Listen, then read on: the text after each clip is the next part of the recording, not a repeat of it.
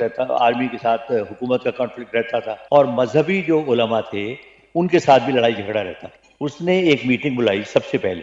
اس meeting میں وہ گئے، ان میں علماء بھی تھے اور فوجی بھی تھے. انہوں نے جناب علی بیٹھتے ہی سب سے پہلے ایک اپنی جیب سے ایک لفافہ نکالا اور سائڈ پہ رکھ دیا. اس کے بعد انہوں نے کہا جناب یہ میری ٹرمز اینڈ کنڈیشنز ہوں گی، میں اس طرح کام کروں گا، آپ کو بھی برابر کی عزت ملے گی، جو آپ کا حق ہے وہ آپ کو حق ملے گا. علماء کو انہوں نے کہا کہ دیکھیں ہم مسلمان ملک ہیں، ہمیں اسلام سکھانے کی یا مسلمان بنانے کی ضرورت نہیں ہے، ہمیں صرف رہنمائی کرنے کی ضرورت ہے. تو لہٰذا اگر تو آپ میری بات مانتے ہیں اور اس ایگریمنٹ پہ سائن کرتے ہیں تو ٹھیک ہے، نہیں تو جناب یہ لفافہ پڑا ہوا ہے، اس میں میرا ریزائن ہے، ریزگنیشن، یہ ریزگنیشن قبول کیجیے اور جس کو چاہے آپ منتخب کر لیں.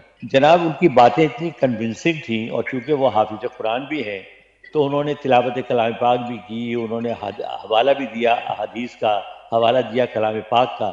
تو وہ لوگ اتنے کنونس ہوئے کہ سب نے کہا نہیں جی ہم آپ کے ساتھ ہیں اور ہم اس پہ سائن کرنے کو تیار ہیں. اس کے بعد جو کام کیا وہ آپ کے سامنے ہے کہ آج کا لیڈر شمار مضبوط ترین ملکوں میں ہوتا ہے. بالکل. تو اور آپ کو یہ لیڈرشپ میں کوالٹیز یہی ہوتی ہیں کہ سب کو جوڑ کے رکھیں، پیار محبت کا درس دیں، سب کو اکٹھا کریں، ان کو لیڈ کریں. اور ملک اولین چیز ملک ہے، میری ذات کو یہ اہمیت نہیں رکھتی. بالکل، ہم یہ ہے تو ہم ہے. بالکل. دیکھیے ہمیں ہماری آزادی شناخت کا بھی ہے. احساس نہیں ہے. آزادی آپ ان سے پوچھیں، فلسطین سے پوچھیں، کشمیر سے پوچھیں، ان ملکوں سے پوچھیں جو آج بھی غلامی میں ہیں کہ کیا آپ کی کیا حالت ہوتی ہے. آپ تو ایک آزاد ملک میں سانس لے رہے ہیں. اللہ کا شکر ادا کرنا چاہیے آپ کو کہ آپ کا اپنا وطن ہے.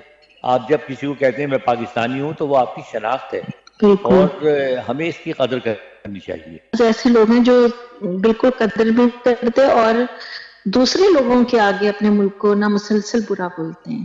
بس یہی تو دیکھیے، یہی تو ہے نا. میں ہمیشہ ایک مثال دیتا ہوں کہ آپ گھر میں ہیں، آپ کے جو بھی لڑائی جھگڑے ہوں، کیا آپ گھر کے لڑائی جھگڑے اپنے پڑوسیوں کو جا کر بتائیں گے؟ کبھی بھی نہیں بتائیں گے.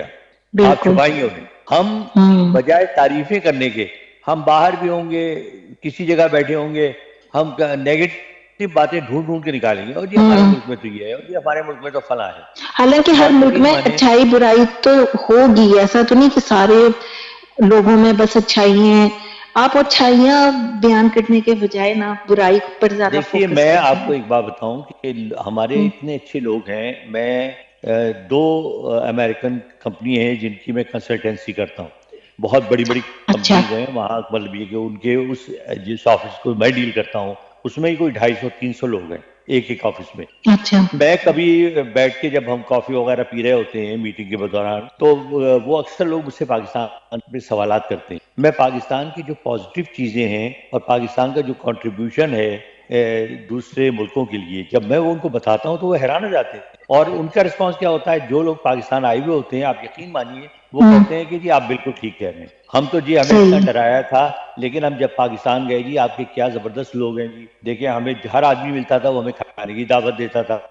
اتنے کرٹیس، اتنے خوش اخلاق، اتنے محبت کرنے والے لوگ ہیں. تو پاکستان کا یہ پہلو ہے جو ہم اجاگر نہیں کرتے. بالکل، سننے والوں کو بھی یہ چیز گرہ میں باندھ لینی چاہیے.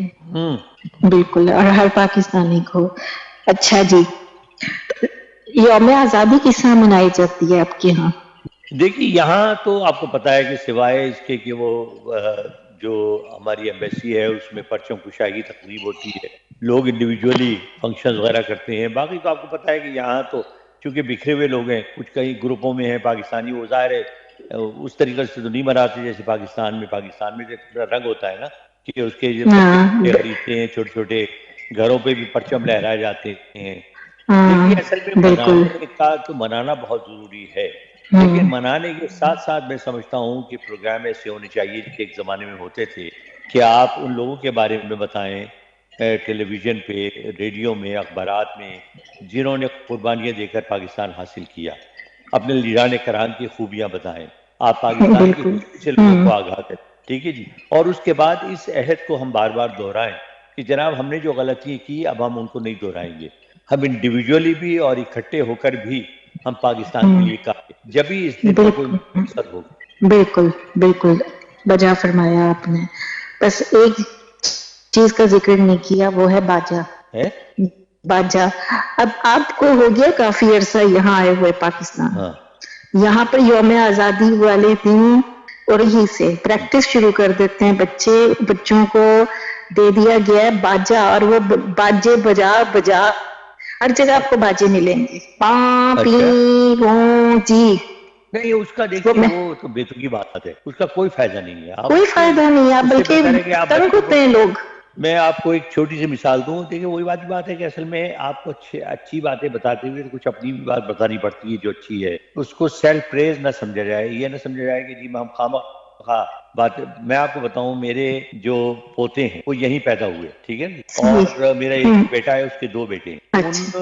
اچھا میرا بیٹا بھی بے انتہا پاکستانی ہے، اور اللہ کا فضل و کرم سے میں بھی، مطلب میں پاکستان کے خلاف کوئی بات نہ سن سکتا ہوں نہ میں کرتا ہوں. تو اچھا وہ ظاہر ہے وہ بچے جب تھوڑے سے بڑے ہونے شروع ہوئے تو انہوں نے دیکھا کہ جی ہم مثلا میچ دیکھ رہے ہیں تو ہم پاکستان کے لیے پاگل ہیں، گھر میں ہم پاکستان کی باتیں کر رہے ہیں، یہ کر رہے ہیں. تو ان کی آہستہ اب ایک جو ہے بچہ وہ ہے 10 سال کا اور ایک ہے 6 سال کا. آپ بلیو کریں گے انہیں قومی ترانہ پورا یاد ہے، انہیں پاکستان کے متعلق میرا خیال ہے کہ ایک عام آدمی سے کہیں زیادہ نالج ہے، ٹھیک ہے جی، اور وہ پاکستان کے دیوانے.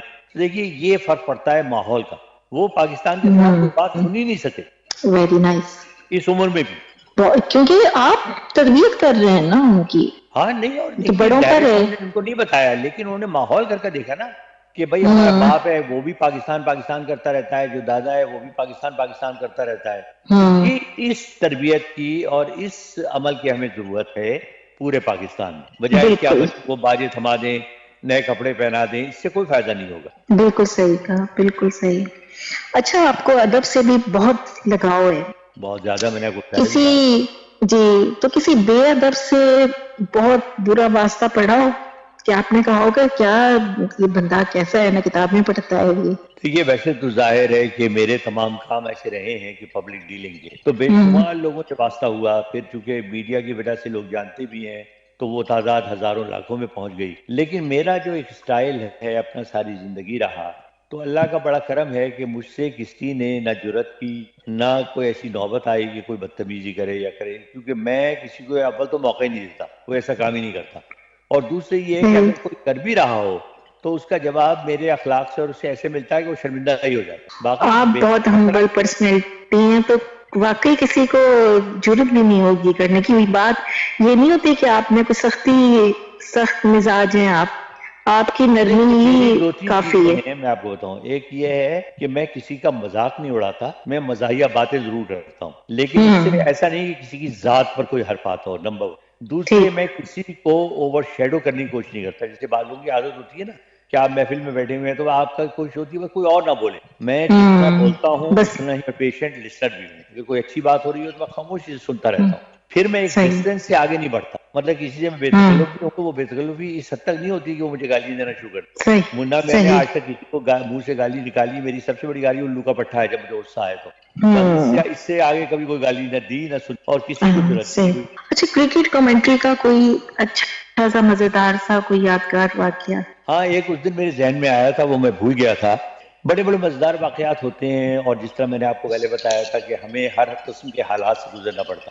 کبھی کراؤڈ میں بیٹھ کے کامنٹری کرنی پڑتی ہے، کبھی سردی میں کامنٹری کرنی پڑتی ہے، کبھی گرمی میں، کبھی تیز ہوا میں، کبھی کامنٹری باکس ہوتا ہے کبھی نہیں ہوتا. تو 1997 میں ہم گئے ٹورانٹو میں ایک ٹورنامنٹ شروع ہوا تھا سہارا کا. وہ پاکستان اور انڈیا کے درمیان 5 میچ کھیلے جاتے تھے. تو ہم وہاں گئے تو وہاں پر جس گراؤنڈ میں وہ میچ تھا وہ باقاعدہ گراؤنڈ نہیں تھا، اسے تبدیل کیا گیا تھا کرکٹ گراؤنڈ. تو وہاں کوئی کامنٹری باکس نہیں تھا.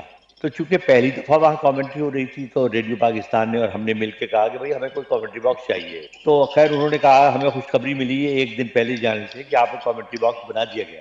ہم بڑے خوش ہوئے. اچھا اب جناب جب پہلے دن ہم وہاں پہنچے اور ہم کامنٹری باکس کے پاس پہنچے تو ہماری آنکھیں کھل گئی. وہ کامنٹری باکس انہوں نے ایک اونچے مچان پہ بنایا تھا جو تقریباً 60 فٹ بلندی پر تھا. اور اس تک پہنچنے کے لیے وہ ایک اسٹیئر ہوتی ہے جسے کہتے ہیں منکی اسٹیئر، سیدھی والی بالکل، وہ سیدھی سیدھی لگی ہوئی تھی. ہمیں تو اول تو ہم اس کی ڈسٹینس نیچے کھڑے ہو گئے، اوپر دیکھیں کہ یار اوپر جائیں گے کیسے.